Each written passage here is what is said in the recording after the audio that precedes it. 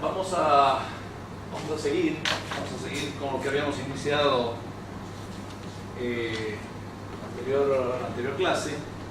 Ya habíamos visto que en el módulo tenemos, habíamos hecho un análisis, veíamos que en los módulos de diseño de cabezales y pruebas de producción, ¿verdad? Entonces, habíamos mencionado los objetivos que tenemos en el curso. Habíamos indicado que la primera intención era llegar a conocer los diversos componentes de los cabezales de pozo, ¿sí? Y como un objetivo, un segundo objetivo, tenemos la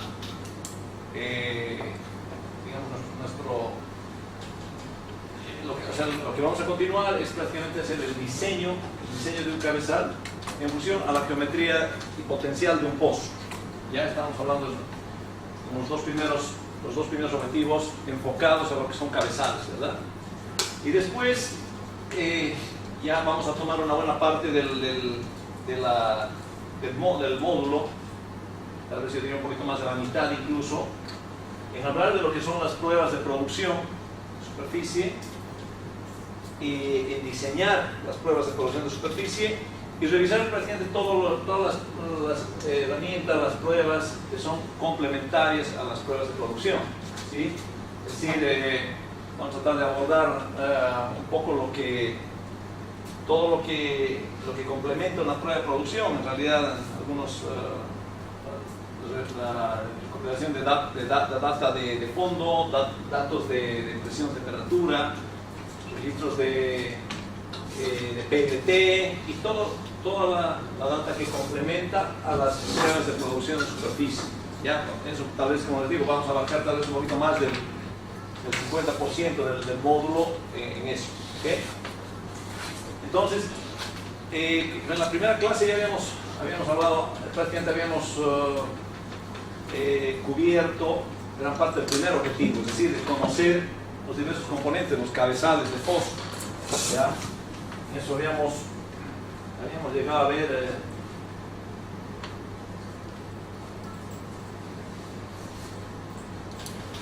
Sí, habíamos dicho que habíamos analizado estos aspectos en un principio, aspectos generales de lo que son los cabezales mismos del pozo, y complementábamos con los dispositivos superficiales de control que están relacionados con lo que son las válvulas de los cabezales y de los arbolitos. Entonces, los dispositivos de seguridad de boca de pozo, decíamos, todos los dispositivos automáticos o todos los controles remotos de las válvulas de cabezal. Y bueno, con el complemento posterior de lo que va a ser la soldadura de los cabezales y lo que es el ajuste y empernado de lo que son también los cabezales, ¿sí? Vamos a entrar a ver algo general, ¿verdad?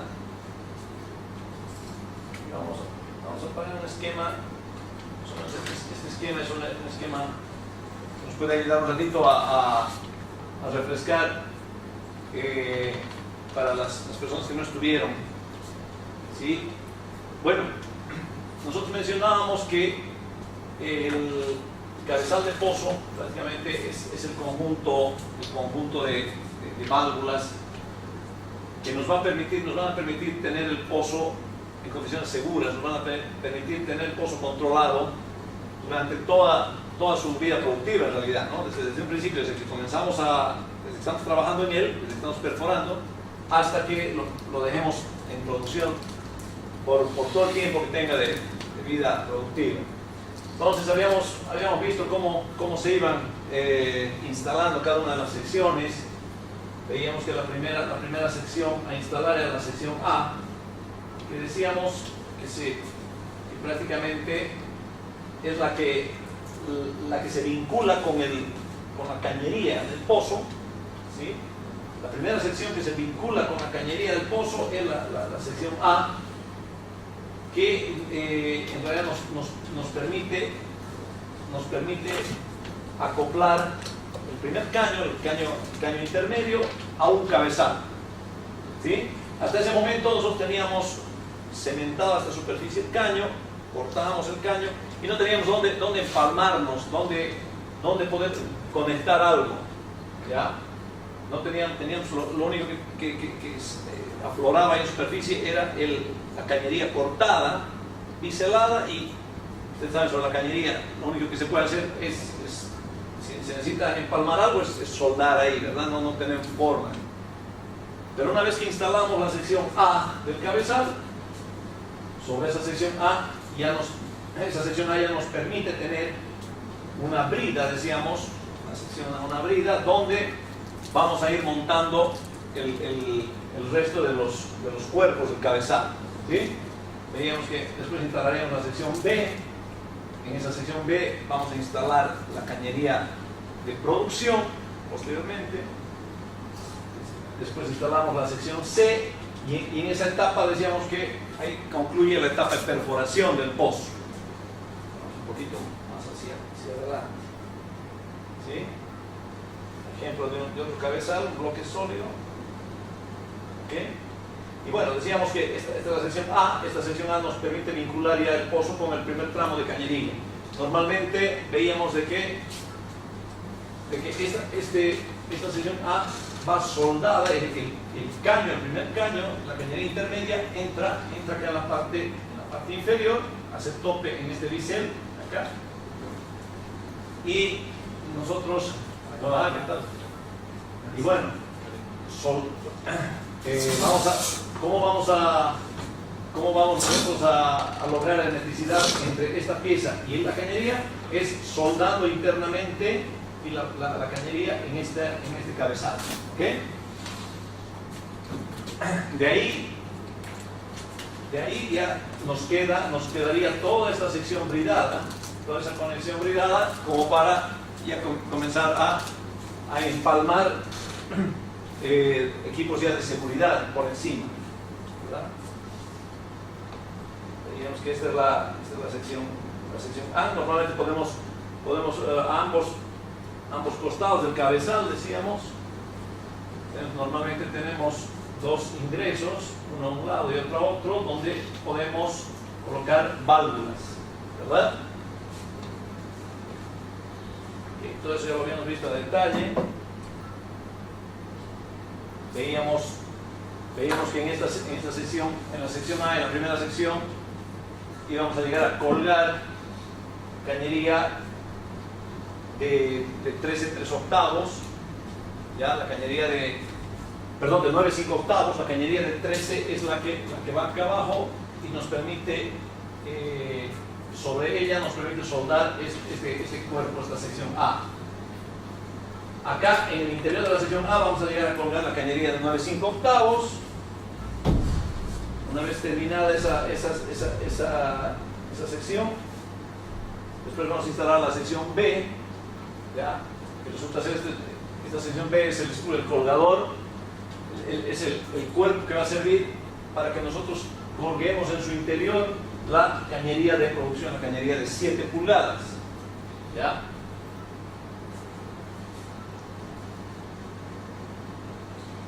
Y en ese momento decíamos que cuando ya toca instalar esta sección C, la sección C es la que nos va a permitir colgar el colgador de la tubería de producción. Este acá es el colgador de tubería, este color más claro es el colgador de tubería, ¿verdad?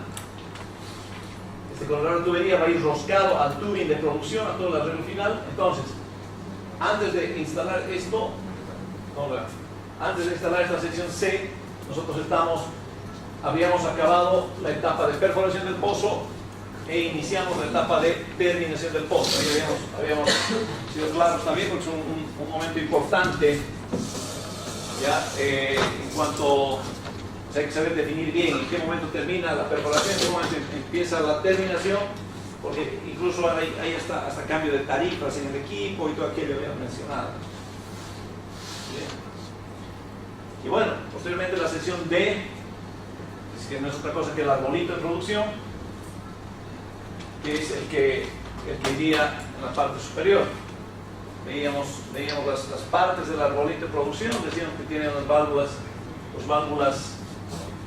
maestras. La válvula inferior, esta que se llama válvula, la master valve, válvula maestra inferior, la válvula upper master valve o válvula maestra superior. Tenemos la que está por encima de esta T o cubo direccionador de flujo. Esta válvula de acá sería la válvula de maniobra, y podemos tener, como en este caso, podemos tener dos brazos, podemos tener un solo brazo de flujo, ¿no? dependiendo de cómo quieren configurar la producción. ¿Sí? Bueno, de ahí hablamos de los dispositivos de control de flujo, que en otras palabras son las válvulas, ¿verdad? Una preguntita acá, sí. En el arbolito.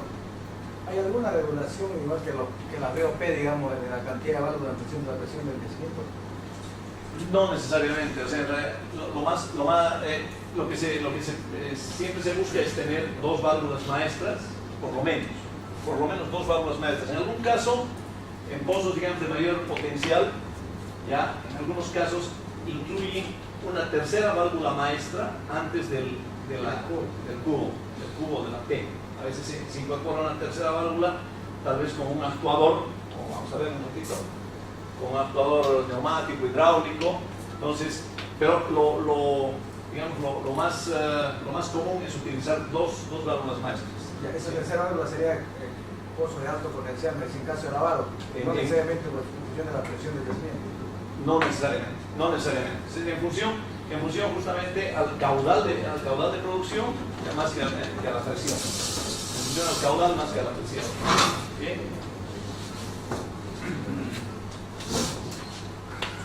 Okay. Bueno, las válvulas del arbolito normalmente, habíamos dicho, válvulas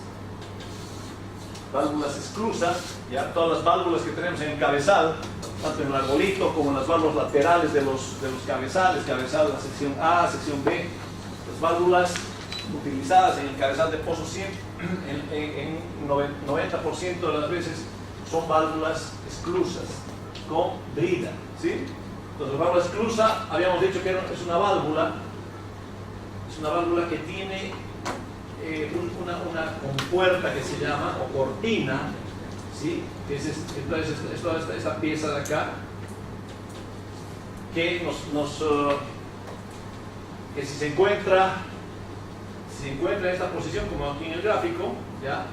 Nos está permitiendo que el pasaje de la válvula, ¿ya?, no tenga ninguna restricción y pase a través de esa esclusa, de esa compuerta. Si nosotros queremos cerrar la válvula, lo que hacemos es mover esta compuerta, ¿ya?, llevarla, en este caso, en este tipo de válvula, tenemos que correrla hacia arriba, porque hay otro tipo de válvulas que tienen acá abajo un espacio donde para cerrar la válvula tendríamos que correr esta compuerta hacia ese espacio, ¿sí? En este caso al revés. En este caso, en esta válvula en particular, vamos a correr la válvula hacia arriba, ¿sí? ¿Y cómo corremos esta compuerta hacia arriba? Únicamente con el accionamiento de este que es como es un tornillo, ¿ya? Entonces logramos que esta compuerta suba y pueda cerrar el pasaje. Habíamos visto que esas compuertas o esclusas, digamos, tienen esta configuración. ¿Cómo le va? Entonces, tienen esta configuración. Cuando la compuerta está justamente, el orificio de la esclusa está alineado con el pasaje de la válvula, entonces la válvula está abierta, ¿verdad?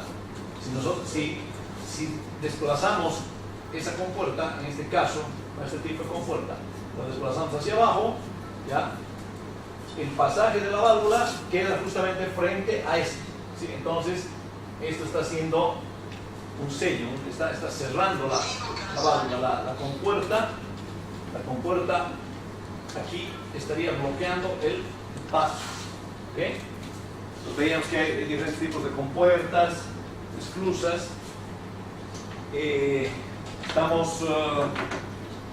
Vamos a tener la posibilidad de ir a ver gran parte de estos equipos, ya, ahí a la empresa Equipetron, donde yo trabajo.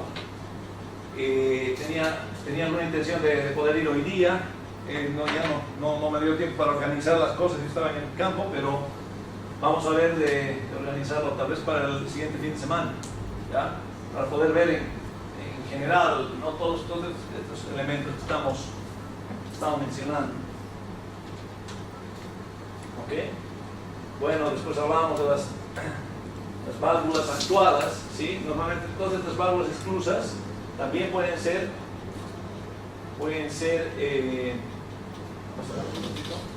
todas estas válvulas las podemos maniobrar mecánicamente, decíamos, o podemos operarlas a distancia. Para eso tienes que colocar un controlador, que en un momento vamos a ver a detalle.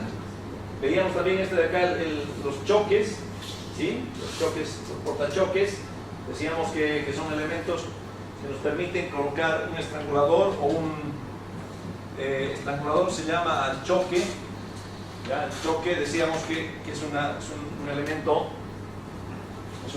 que nos va a reducir el pasaje de flujo. Si este es el diámetro de la línea de flujo que viene en la tubería al brazo del arbolito, viene por acá. Si este diámetro de acá, tenemos que, para tener una producción racional, decíamos, tenemos que reducir este pasaje de flujo. Es decir, tendríamos que poner acá un pasaje mucho menor para poder controlar y regular la producción y producir de manera racional, decíamos. Entonces, para eso se utilizan estos portachoques, donde se instala en esta parte de acá justamente, se instala un choque que es un elemento, no sé si es cuerpo, normalmente cuerpo de tungsteno, ¿ya? Entonces acá tenemos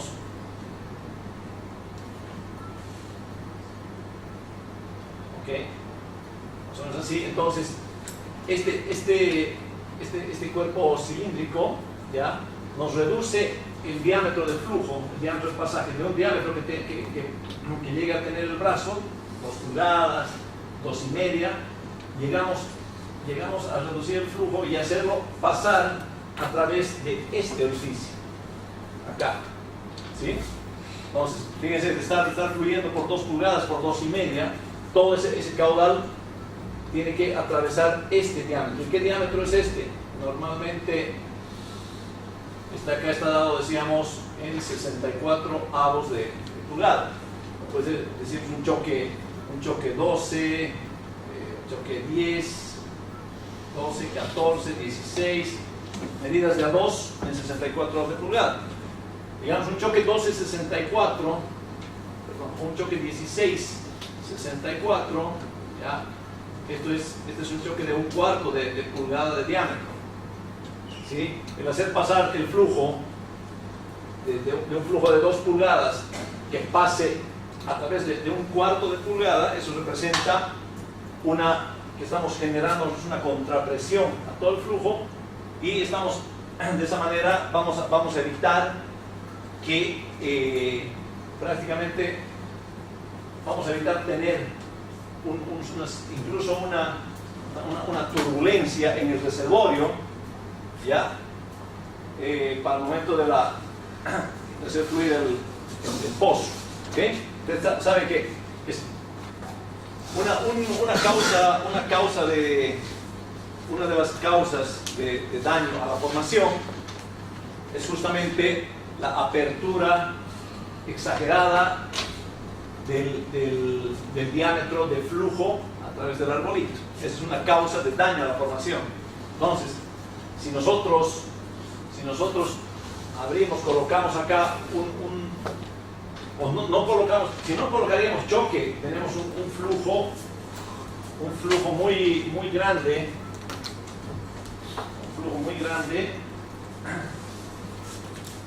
¿ya? mencionamos también la vez anterior, pero es importante. ¿Ya? Tenemos el pozo, ¿ya? Tenemos el reservorio, el baleo y el arreglo de producción, ¿verdad? Ok. Bueno, acá el arbolito y lógicamente el brazo de producción, la barra de maniobra. Si nosotros permitimos que el flujo del pozo, ¿ya?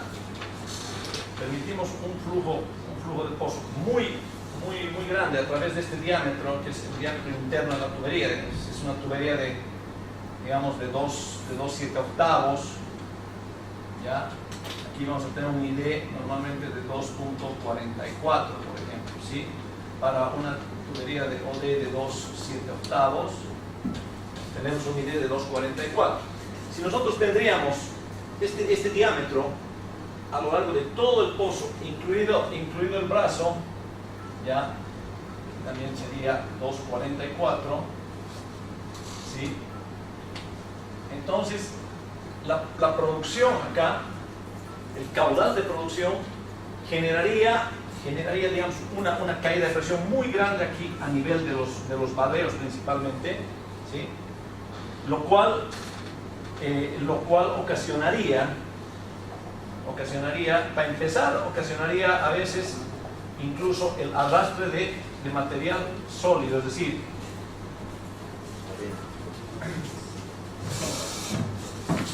ocasionaría el arrastre de material sólido, es decir, abrir demasiado la producir con un caudal correspondiente al diámetro de todo este pasaje, ya nos ocasionaría primero un arenamiento en el pozo. Aquí se nos podría arenar totalmente el pozo, ¿sí?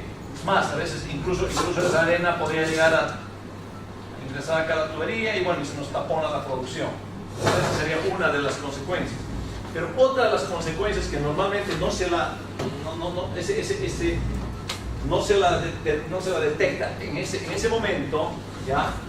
Es el problema del daño generado por la turbulencia que se va a ocasionar a nivel de las gargantas corales, ¿ya? Ese es un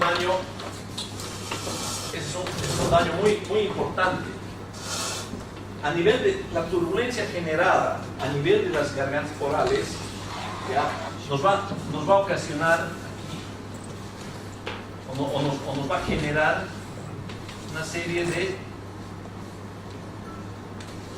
emulsiones y eso nos va a generar espuma, ¿sí?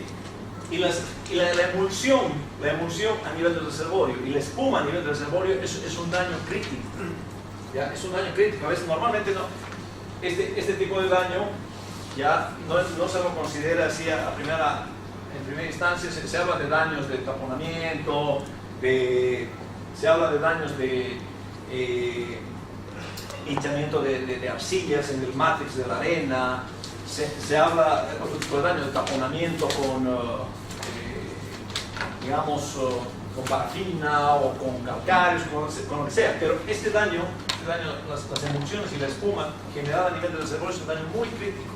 Es más, si nosotros queremos solucionar este daño, digamos haciendo un paréntesis previo con lo que estamos hablando, si nosotros queremos solucionar este daño, ¿ya?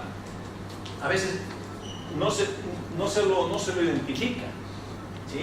Ustedes saben que para ir a hacer una estimulación, ir a tratar de eliminar un daño que tengamos a nivel del reservorio, nosotros tenemos que hacer un análisis, una caracterización del daño. Tenemos que ver por qué se ha generado el daño. Se ha generado por invasión de algunos aditivos, se ha generado por taponamiento, como les decía, por hinchamiento de arcillas, por migración de finos. Hay una serie de daños, ¿verdad? Este daño de emulsiones es un daño muy común que si nosotros hiciéramos diseñaríamos una estimulación para ir a solucionar este daño, ¿Ya? Nosotros ustedes saben que la estimulación es la técnica normalmente de acidificación que se hace para ir a limpiar los conductos acá, ¿sí? Normalmente la generación de espuma y emulsiones, ¿ya?, no se la toma en cuenta. Aquí se debería utilizar como tratamiento una serie de aditivos para romper la emulsión, para romper la espuma, y eso es muy complicado. Es más, ustedes saben, a veces hasta en superficie es muy difícil de romper a veces la espuma, ¿verdad? A veces cuando el petróleo, nosotros comenzamos a almacenar petróleo y viene emulsionado, entonces a veces la espuma, digamos, a veces trata de rebasar ahí los tanques y tenemos que utilizar algún espumante y todo lo demás. Es difícil romper la emulsión o la espuma en superficie, entonces en el fondo es mucho más difícil, ¿ya? ¿Y cómo generamos esta emulsión? A veces abriendo aquí indiscriminadamente la producción, utilizando choques que no son los adecuados, ¿sí? Aquí estamos, si el flujo viene por 244, nosotros tendríamos que poner acá un choque que disminuya ese pasaje, por decir, a 1064, por decir, ¿sí? 1064, 1264, un choque más grande nos puede generar todo esto, ¿ya? Y esto está prácticamente refrendado con muchos análisis que se han hecho en reservorios que generan espuma por la cantidad de agua también que hay, ¿no? Perdón, vamos un poquito más allá. Entonces los choques o los portachoques pueden ser para colocar choques fijos, es decir, este tipo de estranguladores con una medida fija, o pueden ser portachoques donde nosotros vamos a regular el diámetro del paso del fluido. Vamos a regular y a medida que nosotros digamos, accionemos, levantemos más, esta es una aguja que se apoya, decíamos, en un asiento. Mientras más lejos esté la aguja del asiento, del pasaje del asiento, entonces vamos a tener mayor flujo. A medida que la aguja se acerca, se introduce en el asiento, si es que este es el asiento, ¿sí?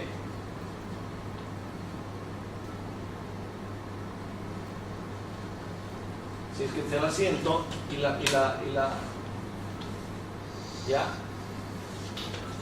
aguja que se introduce acá es una cosa así metálica,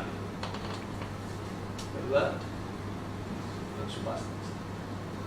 Entonces, mientras esta aguja esté más próxima al asiento, entonces el área del pasaje de flujo se va a reducir, ¿verdad? Y esto es lo que hace un portachoques regulable. Permite regular el pasaje de flujo ahí en el brazo del arbolito. Bueno, y hablamos de los dispositivos, decíamos, de seguridad, que no son otra cosa que los controladores o actuadores, ¿ya? Estos actuadores, decíamos, son los dispositivos que nosotros vamos a instalar en un cuerpo de una válvula esclusa, ¿sí? Esta es la válvula, aquí viene la esclusa, la de compuerta que habíamos visto anteriormente. Entonces, esa válvula la podemos transformar de ser operada mecánicamente a ser operada, en este caso, con un dispositivo neumático. Nosotros, a través de una presión neumática a distancia, nosotros podemos accionar este actuador de modo de que desplace o levante la esclusa que está cerrando o abriendo la válvula, ¿ya? Esos son los dispositivos remotos, ¿verdad? Y dispositivos de seguridad. Este es un tipo de actuador neumático, veíamos, de diafragma. ¿Okay? Es un dispositivo con actuador hidráulico, ¿ya? Con presión hidráulica. que va a tener el mismo fin.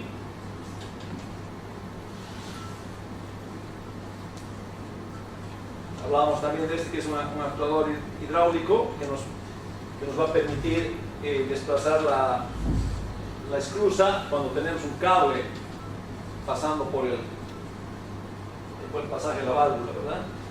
Y en este caso el wire cutter puede llegar a cortar el cable por la presión que tenemos. ¿Este sistema cuándo se corta? Este sistema lo podemos tener montado nosotros, fundamentalmente tendría que estar montado en el arbolito. Acá lo especial de esto es el tipo de esclusa que tengamos, ¿sí? El tipo de esclusa no va a ser como la de la foto, que únicamente tiene el pasaje, sino que tiene alrededor un cuerpo mucho más duro que cuando se desplaza permite el corte del cable. Sería un sistema de seguridad en caso de. ¿Y esto por qué? ¿Y por qué en el arbolito? Porque lógicamente nosotros vamos a tener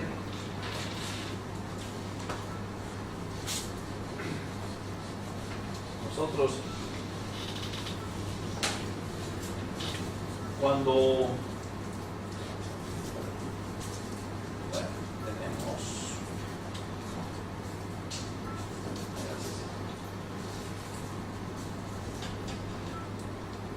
la válvula maestra,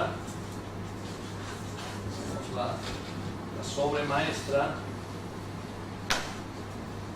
¿sí? Ya tenemos la T.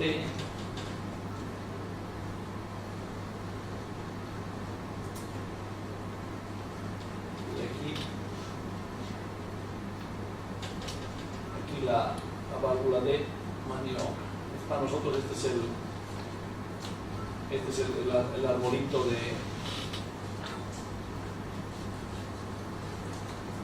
el arbolito, ¿ok?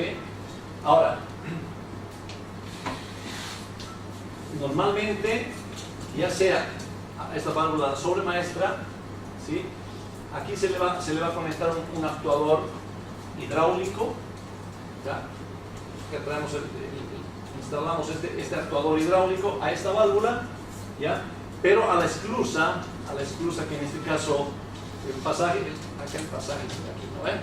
Entonces, la esclusa tenemos que utilizar una esclusa especial, ¿ya? En esta válvula y poner el actuador hidráulico a esa válvula. Entonces la convertimos en una válvula, digamos, con un actuador para cortar cable. ¿Y en qué situación cable? En el momento en que nosotros montemos acá arriba un lubricador, una BOP de coil tubing o de wearline, o sea, nos vamos a tener aquí montado todo el sistema y el cable va a venir por acá, ¿verdad? Los equipos de cualquier operación con cable, nosotros vamos a montarnos aquí sobre la válvula de maniobra. Entonces, en el momento de tener algún problema de que el cable se trabe o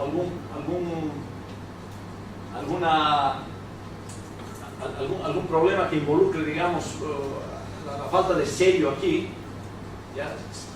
La primera acción sería cerrar acá los BOPs de cable. Si por algún motivo acá no hay una hermeticidad completa, hay una fuga, entonces lo último que queda es accionar acá el cortador, y aquí la esclusa tendría que desplazarse y cortarnos el cable, ¿sí? Para el caso de emergencia ya, pero el caso ya crítico, ¿no? Porque previamente, digamos, hay otras instancias, como os digo, tenemos la instancia aquí de la BOP, tenemos la instancia de una doble BOP, a veces tenemos la prensa stop arriba. Si fallara por todos lados, ¿ya? Normalmente accionamos esto y cortamos el cable aquí. Ahora, pero eso en caso que nosotros no tengamos la rolling valve, una de corte, ¿cierto? Claro, si no habría una de corte aquí, porque aquí a veces también se tiene una BOP con rams de corte directamente, ¿sí? Es para un caso extremo, ¿no? Un caso extremo como una segunda instancia, digamos, tenerlo acá en la válvula. Porque sabemos que si habría un problema en algún momento que nosotros tenemos cable dentro del pozo, ¿ya? Nosotros con las esclusas normales de aquí, de la válvula maestra, de la sobremaestra, con esta válvula, con las válvulas no se llega a cortar cable, no se corta, eso está comprobado.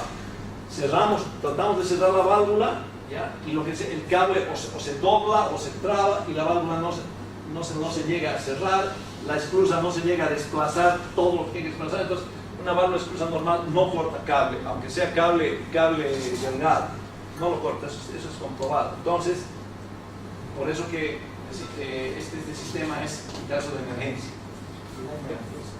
Y daña la esclusa, exactamente. Primero que no se cierra, y segundo que la esclusa ya queda dañada. ¿Algún campo en el que se usa este tipo de válvula de corte? Válvulas de corte en el arbolito sí tenían instalado en Total, en Akio 1, el Akio 3 tenían las válvulas estas de corte. Además de esto, además de tener este sistema instalado en el arbolito, ellos aparte piden aquí RAM de corte en las BOPs, aparte, ya que no es un requerimiento muy común, digamos, el RAM de corte en BOP, pero seguramente han debido tener algún problema antes, entonces ya así es donde surgen este tipo de requerimientos, ¿no? A raíz de algún problema que se tiene en un pozo, entonces ya en los trabajos posteriores ya comienzan a solicitar no un solo RAM de corte, sino también ya esclusa de corte y todo lo demás. Total tiene sus normas especiales, por ejemplo en perforación. Acá en Bolivia ellos solo únicos están regulados, reglamentados su procedimiento de correr la perforación con una válvula, con un TAR, digamos. Después ninguna otra empresa tiene, nosotros tenemos una válvula de fondo, digamos, para cerrar el pozo, automático, una flotadora, pero ellos aparte necesitan un TAR ahí en la columna para cerrar la perforación. Exactamente. Sí, tienen algunas especificaciones muy especiales. A veces digamos, también vienen de afuera, ¿no? De las políticas que ellos tienen, digamos, de afuera, las aplican acá en pozos de alto potencial, ¿no? Eso es lo que... Otra cosa que ellos también hacen es, por ejemplo, acá, cuando van a montar algo sobre la válvula de maniobra, ¿sí? A veces instalan una especie de adaptador de un cuerpo más robusto. Por decir unas palabras, como que fuera un carretel bridado. Tenemos acá la brida de la válvula acá. Entonces ellos instalan un cuerpo, ¿ya? que es mucho más robusto, con brida también. ¿Ya? Y aquí, esta medida, la medida de esta brida es, digamos, 2,916, 10.000 P6. Esta que arriba también es 2,916, 10.000, o sea, es decir, es como un spool, ¿ya? Pero ¿cuál es la función de esta? Normalmente en condiciones estándar no se necesita para nada esto, ¿no? O sea, uno diría, ¿para qué estamos incrementando la altura, ¿no? Es el cabezal. No, ellos trabajan con esta pieza porque teóricamente con todo el peso que van a instalar acá arriba, POPs, lubricadores y demás, este de aquí deja de ser un punto débil, ya no es el cuello de una brida, ¿sí? Normalmente la brida viene aquí hay un cuellito así hacia la válvula que estamos viendo, ¿no? Así. Entonces, aquí viene así, la otra brida, aquí está la válvula. Entonces, cuando van a trabajar aquí con muchos lubricadores, entonces ellos toman este punto como un punto débil. Como que todo el peso que va a haber acá arriba instalado, como que fuera, digamos, a trabajar sobre este cuello, y en algún momento puede haber, digamos, son este tipo de normativas. A veces alguien diría, digamos, son exageradas, digamos, sí, porque también es un gasto conseguir un adaptador de este tipo, pero Vamos a ver si aguantan con los costos con la banda de presión. con la banda de presión. ¿Verdad? Señor. Ok, entonces, bueno, veíamos, por acá estábamos viendo lo que son los paneles de control remotos, justamente para accionar los actuadores, ¿no? Ya sea hidráulicos, neumáticos. Hay un paro de emergencia, un emergency shutdown, que sería ante cualquier problema. Para actuar neumático igual, líneas que van a distancia, eso es lo bueno. Ok, bueno, ahora sigamos un poco con lo que es la soldadura, como para completar la soldadura de los cabezales. ¿Ya? Habíamos mencionado, volvamos un poco, ya, cuando veíamos la sección A,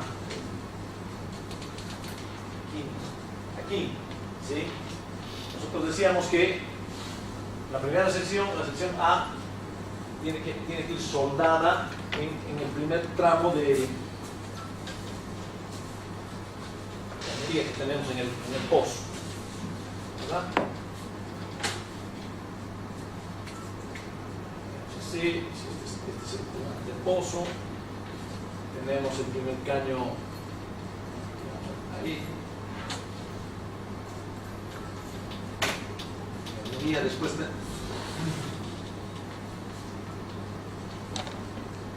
okay. Después veíamos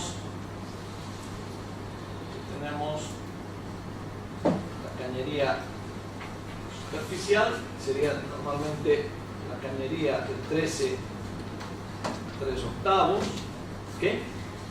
Y esta cañería ya esa se la corta superficie, esta está cementada en toda su extensión, decíamos. ¿Okay? ¿Verdad? Bueno, entonces, sobre esta cañería de 13 3/8, nosotros vamos a instalar, decíamos, la primera sección de cabezal de cese. ¿Cómo lo instalamos? Habíamos hablado en la clase anterior que normalmente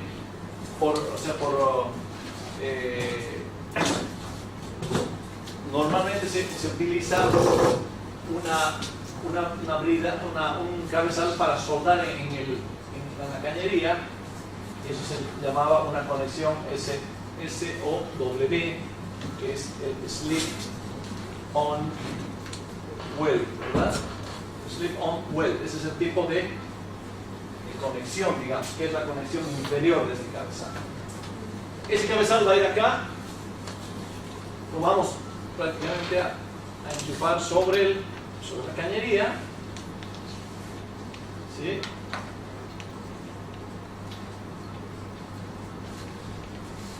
Y lo que vamos a hacer es soldar la cañería en la parte interna de este cabezal, ¿ya? Se va a soldar.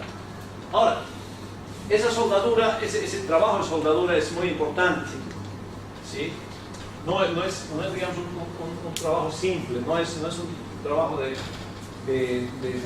soldadura con los electrodos, es un trabajo muy delicado, porque implica el soldar esta pieza por dentro del cabezal primeramente, ¿ya? Y posteriormente realizar ya un aporte de soldadura aquí en la parte externa, en la parte de abajo. ¿Okay? Entonces, ese proceso de soldadura, para soldar ese cabezal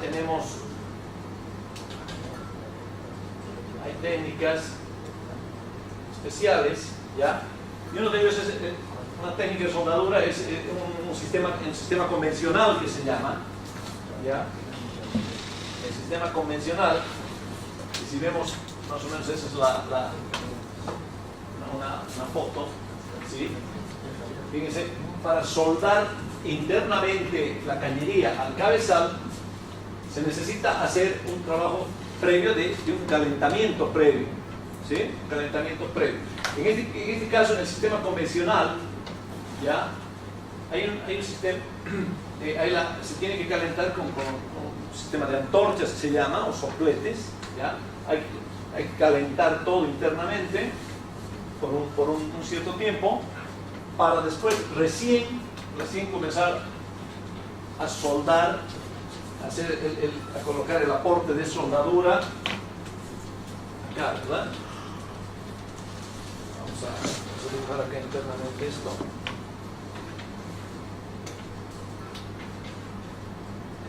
Sí.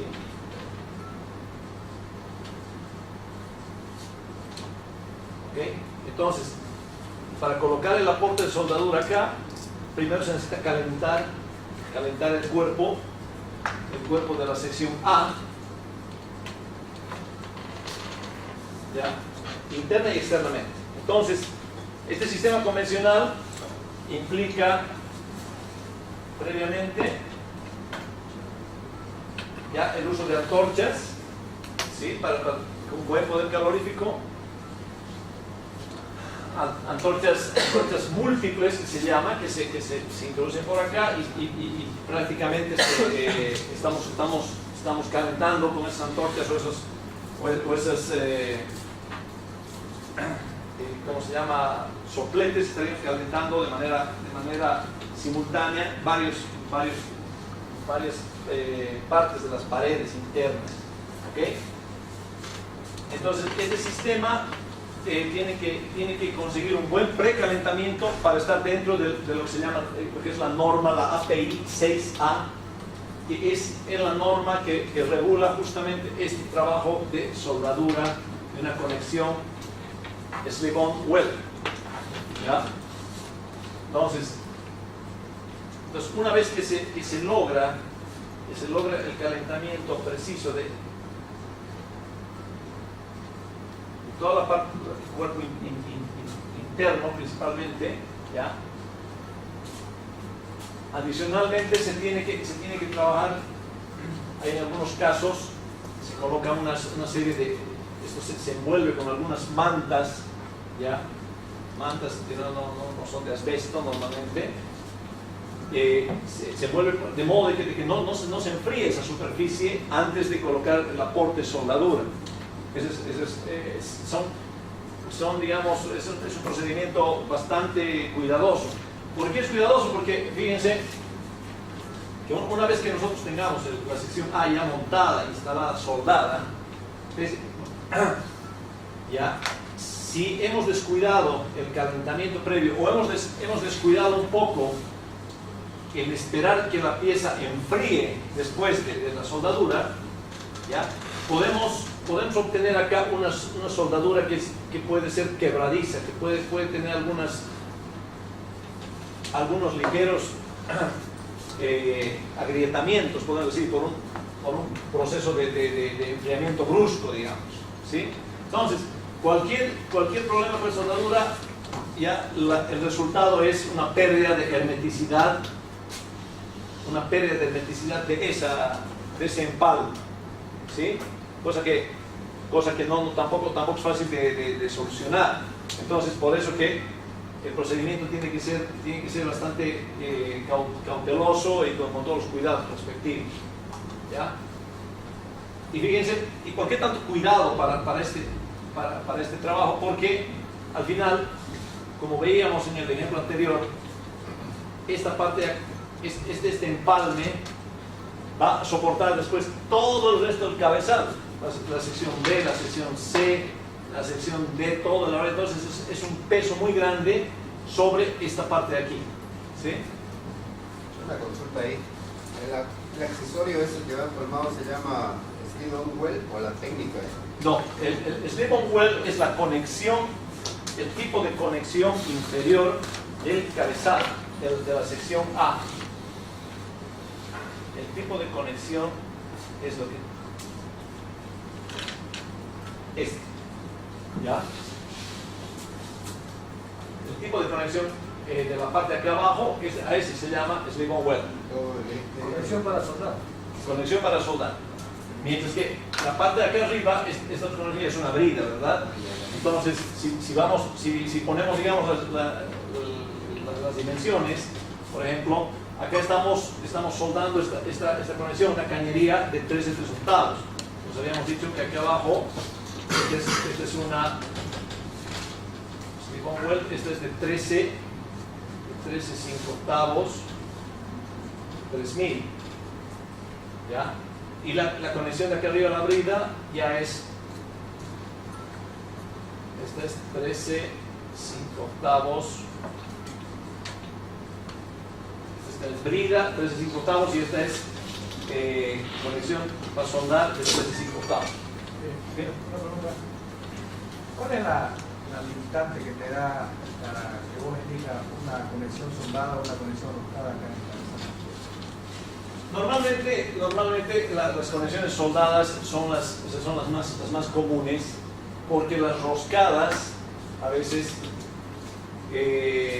nos van a... Pues la limitante que tenemos para roscada nosotros es que no lleguemos al fondo. Exactamente, el dimensionamiento de la cañería. Que por esta razón no lleguemos al fondo, ahí está. Normalmente estos son cabezales de emergencia que nosotros utilizamos. Ahí, si bueno, no llegaste al fondo, lo sacás el otro y cortás y soldás. Exactamente. Sí, el cabezal, la sección A roscada, ¿ya? Lógicamente va a ir roscada en el pin de la última pieza de la cañería, ¿no? Entonces, cuando bajemos, vamos a bajar toda la cañería, más la sección A, como indica, de repente si no llegamos al fondo, estamos por arriba, esto va a quedar muy arriba, dimensionado. O sea, nos va a quedar. La sección A tiene que estar, normalmente aquí se dejan unos 60 centímetros de cañería en el momento del corte, ¿sí? Entonces, la sección A tiene que estar más o menos, estar ahí, va a quedar más o menos a unos 20 centímetros, ¿sí?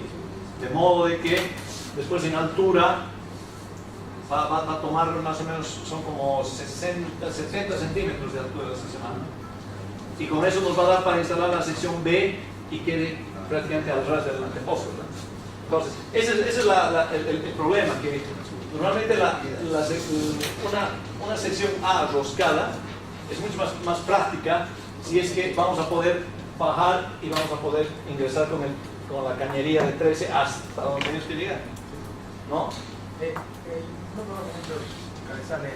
¿Hay secciones A roscadas para todos los diámetros o esa es una limitante otra vez? No, normalmente se tienen secciones A de diámetros grandes hasta 9 5/8, hasta conexiones soldadas de 9 5/8 para arriba, para diámetros mayores. Normalmente, porque digamos, a menos que estemos en un pozo, que comencemos la primera sección del pozo, sea un pozo que comencemos a perforar con trépano de 8,5 y tengamos que entubar con 7, que puede ser un pozo, un estratigráfico, digamos, ¿no? una técnica de pozos estratigráficos.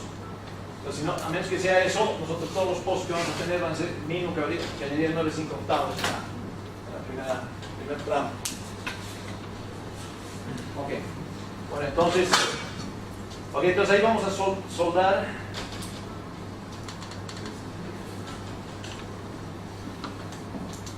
Vamos a soldar sobre el cabezal acá, ¿ya? Y posteriormente vamos a hacer una prueba de hermeticidad de esa soldadura, ¿ya? Normalmente esa prueba se la hace con nitrógeno, ¿ya? Nos vamos a presurizar con nitrógeno porque estamos en boca de pozo, prácticamente no podemos, es que evitar de trabajar con, estamos con el,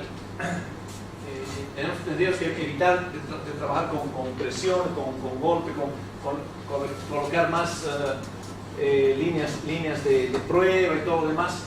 Siempre es algo que se trata de evitar. Entonces, aquí las pruebas,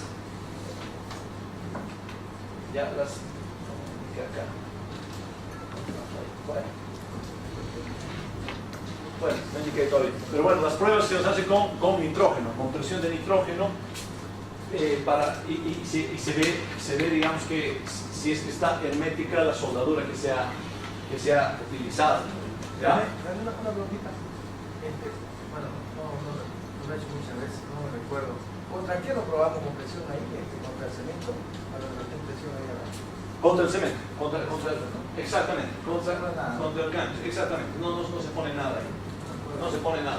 Una vez que se pone el cabezal, que se pone la BOP, todo el conjunto, todo el stack, ¿ya? Todo el stack que se va a poner aquí, ya se lo probaría contra un probador de copas que se baja acá. Un probador con una tubería, un drill pipe, se baja bueno, cuando ya está toda la BOP acá, ¿no? Se baja, digamos, un drill pipe roscado acá a un probador de copas que es del diámetro que es. En este probador de copa, también lo vamos a ver, es una goma que va al diámetro de la cañería, ¿ya? Y se va a presurizar después por acá, ¿sí? O vamos a presurizar por acá, por la válvula. ¿Ok? Entonces, ahí vamos a ver la hermeticidad de todo el cabezal, ¿ya? Lógicamente aquí está cerrada, aquí está la BOP, ¿ya? Y están cerrados los rams acá. Estaríamos cerrando los rams sobre acá. Entonces presurizamos por este lado. Y ahí vemos la hermeticidad de todo el conjunto, no específicamente de la soldadura. Una sola vez en mi vida he hecho eso. Con el probador de copa. Sí, es especial el...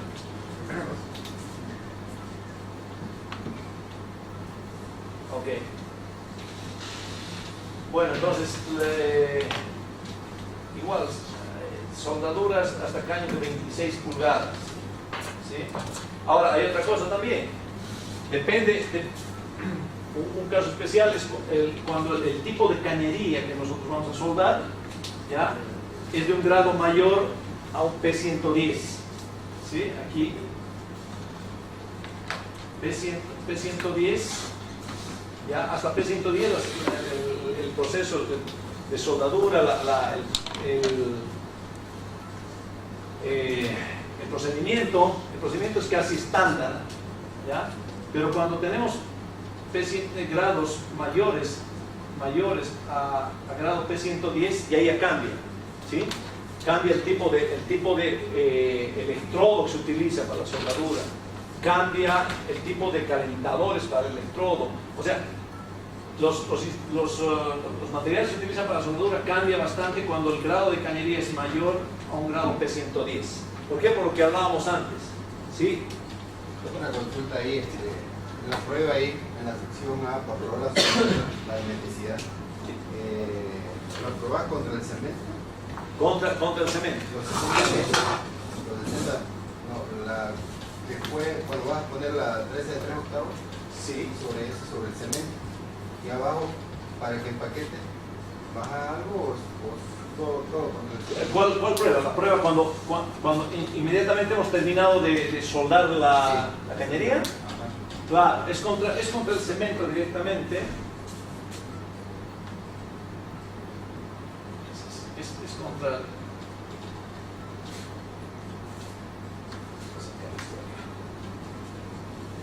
¿Sí? Tenemos aquí una brida de prueba acá, de esta medida. ¿Okay? Una brida de prueba con un pasaje acá de 1 pulgada, de media pulgada. ¿Okay? Y directamente se supone que aquí tenemos todo esto está lleno de fluido, y aquí abajo tenemos el cemento, ¿verdad? Es el zapato de la cañería. ¿Okay? Entonces, la prueba consiste en poner acá una brida compañera, acá, con un pasaje de 1 o media pulgada, y por aquí sería la prueba, normalmente con nitrógeno. ya con botellones de nitrógeno. Todo está lleno de fluido y metemos nitrógeno a toda esta, a todo el interior de la sección A. Ahí con 5.000 nomás o con... No, acá con 3.000 nomás, porque sí, normalmente la sección A es para 3.000 P6. La sección B ya va de 3.000 a 11.5.000 5.000 P6. Entonces, la siguiente sección ya va hasta 5.000. Esta es hasta 3.000 nomás. ¿Ya? Esa es la prueba. ¿Ok? Bueno, entonces ese sería, digamos, el procedimiento de soldadura convencional. ¿Ok? Bueno, aquí se ve algunos esquemas acá donde cuando se ha hecho el corte antes de colocar la sección A, ya, se la bisela, hay que biselar la cañería, tiene que quedar prácticamente, el procedimiento indica que si esta es la cañería, ya, esta es la cañería, ya ha sido cortada ahí, ras, ¿verdad? Las paredes de la cañería, digamos así. Entonces el procedimiento indica que hay que hacerle un bisel y a 45 grados acá. ¿Ok? Que hay que hacerle un bisel a 45 grados a la pieza que ha sido la cañería que ha sido cortada. Se le hace este bisel. ¿Para qué? Para que este bisel, cuando ingrese en la parte inferior de acá de la sección A, apoye aquí perfectamente en un hombro que tiene la sección A. ¿Ok? Entonces, se hace este bisel, después se baja la sección A, ¿sí? Se baja encima de la cañería y se hace la soldadura. ¿Todos los perfiles tienen 45 grados o no? Sí, se le hace a 45. Todos los perfiles de los cabezales 45 grados. 45 grados. Son haciendo. Sí. Ok, entonces.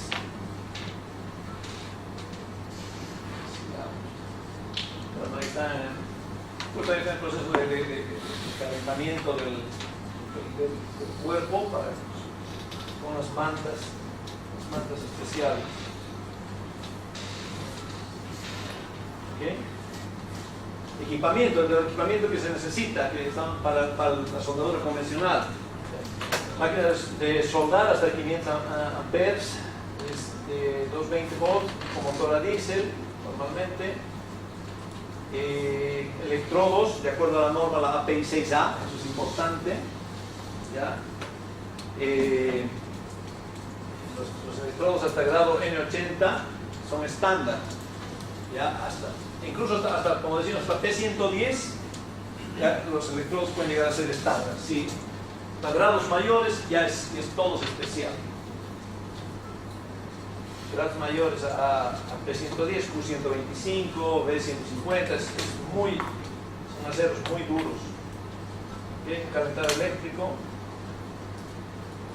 Bueno, equipos de oxicorte para biselar la cañería, bueno, todos los accesorios, ¿no? Sistema de calentamiento rápido, antorchas múltiples, todo aquello. ¿Ok? Controlador de temperatura, porque hay que tener instrumentos ahí que nos controlan la temperatura, no va a ser a ojo el enfriamiento y el precalentamiento previo. Entonces hay que medir la temperatura ahí. ¿Ok? Botellones de nitrógeno justamente para las pruebas.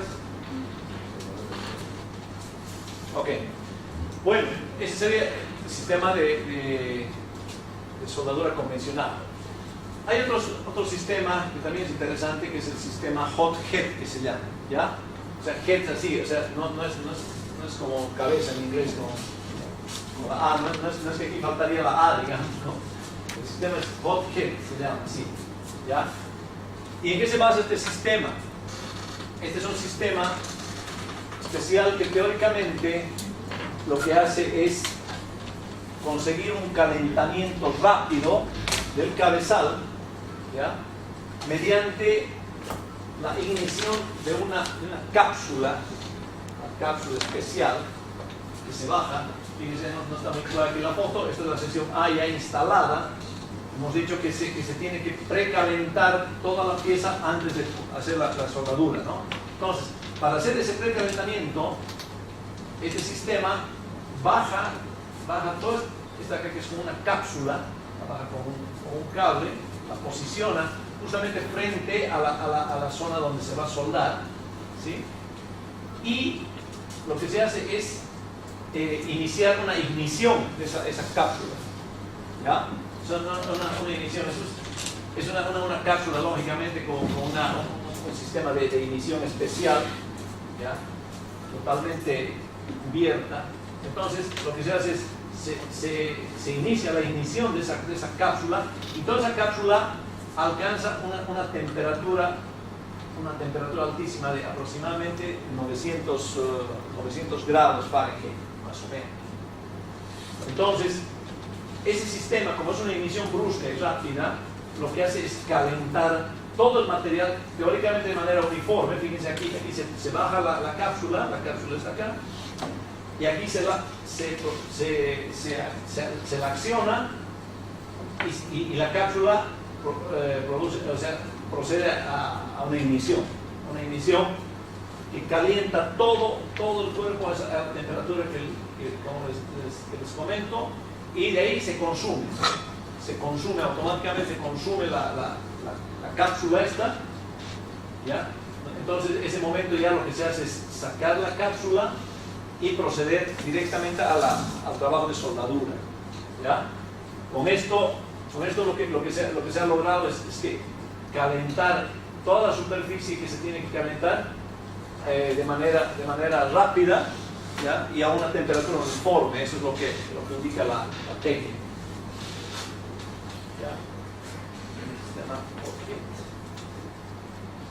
Ahí está, prácticamente ahí está la cápsula, está en ignición ahí, y demora unos 10 minutos, más o menos 10-15 minutos ahí en ignición, y de ahí automáticamente se consume y se la saca para el trabajo ya de soldadura, ¿no?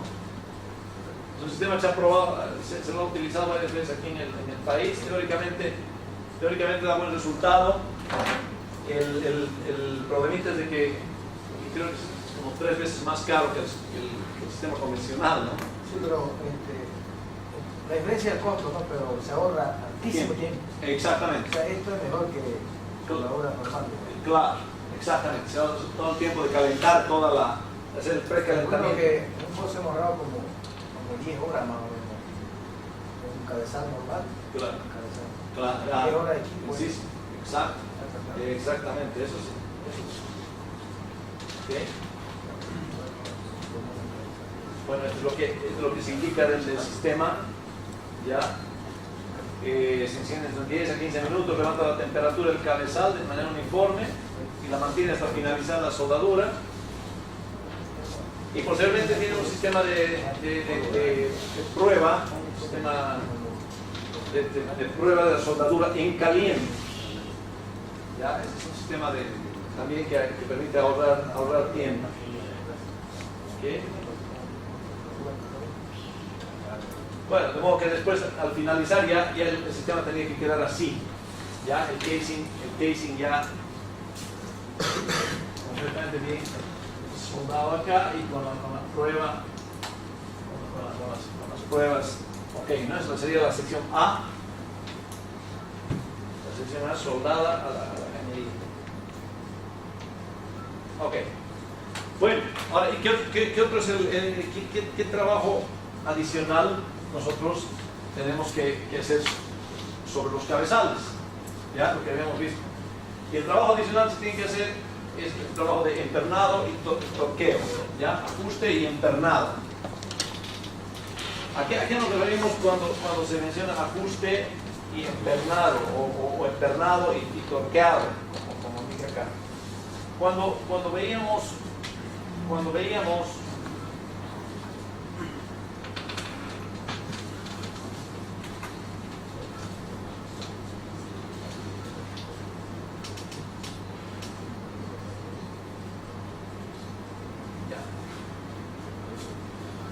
Ok. Recuerda que cuando veíamos los cabezales hablábamos de las uniones, las conexiones de brida, ¿verdad? Las conexiones de brida, decíamos, son este tipo de conexiones que tienen una serie de orificios para, nosotros vamos a bajar los espárragos, las tuercas y los espárragos y vamos a dar el ajuste necesario. Decíamos que una brida de estas puede empalmarse únicamente con otra brida de las mismas especificaciones, ¿sí? Si esta es una brida de 13/5/8, 10.000 P6 o 5.000 P6, perdón, entonces nosotros vamos a empalmarla con otra exactamente de la misma especificación, ¿ya? Si nosotros queremos empalmar esta de 13/5/8, 3.000 con una de 13/5/8, 5.000, ya no vamos a poder porque ahí ya difiere en el espaciamiento de los pasajes de los bulones, difiere en el ancho, puede diferir. Acá tiene un canal, decíamos, un canal donde va a ir un anillo de seguridad, entonces difiere en las dimensiones. Ya vamos a ver si lo tengo acá.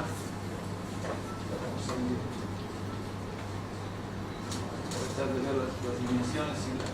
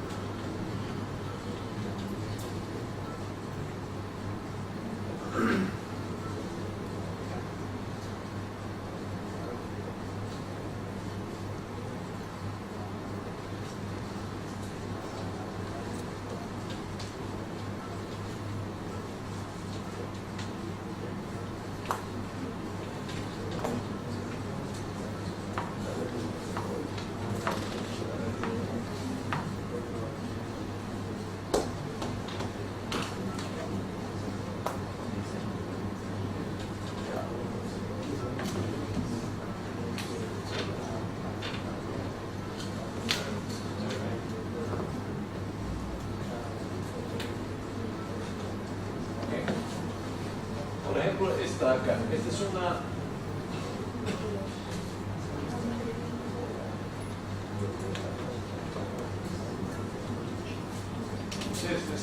una planilla de dimensiones, ¿ya?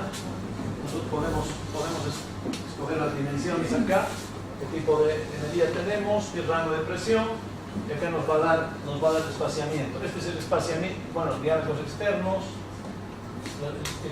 nos da aquí el diámetro entre orificios, nos da la medida de este canal, es donde va a ir el anillo de seguridad que habíamos dicho, ¿ya? Entonces, fíjense que, por ejemplo, si nosotros queremos una brida acá de, digamos, tenemos una brida de 13/5/8, 13/5/8, 3.000 PSI. ¿Okay?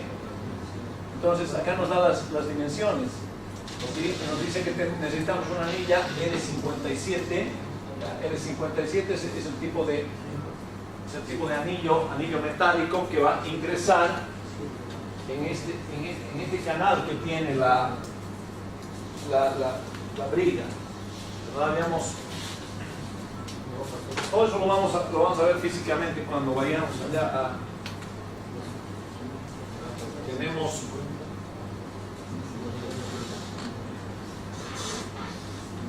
la brida, tenemos ¿Ok? Acá tenemos todos los huecos.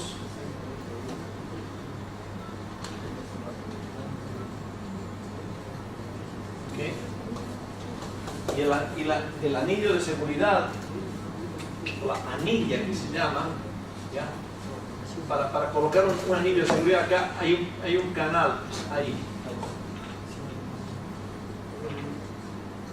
Hay un canal, no pasa por hueco, ¿verdad? Ahí, ok, hay un canal.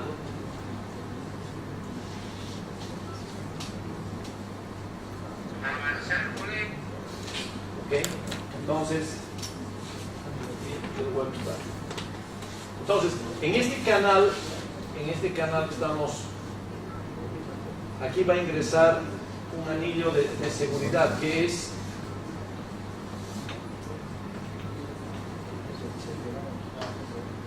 ¿sí? Aquí ingresa un anillo de seguridad que nos va a permitir darle la hermeticidad completa al momento en que nosotros coloquemos otra brida exactamente similar encima, ¿ya? Entonces, esto es así. Si nosotros tenemos aquí una brida, ¿okay? Ponemos el anillo prácticamente sobrepasa un poco acá. En realidad lo vamos a dibujar, sería así. El anillo sería aquí y la otra brida iría encima acá. ¿Okay? Entonces